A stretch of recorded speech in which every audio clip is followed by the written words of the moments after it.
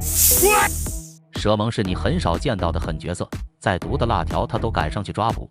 原来蛇萌和平头哥一样，都能免疫蛇毒，因此蛇萌只要看到辣条，他们便会集体上来抓捕。倒霉的辣条面对蛇萌群，只能任由宰割了。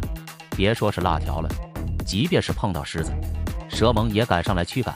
你可别以为狮子是在跟蛇萌玩耍，要是换成别的动物，早就被狮子给锁喉了。倒霉的狮子不停拍打蛇萌，但都没啥用。蛇萌领地意识非常强，只要狮子没有离开，他会不停上来驱赶。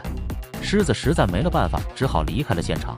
而下面这只猎豹就没有这么好的运气了，它直接被蛇萌给咬断了螺丝拐拐。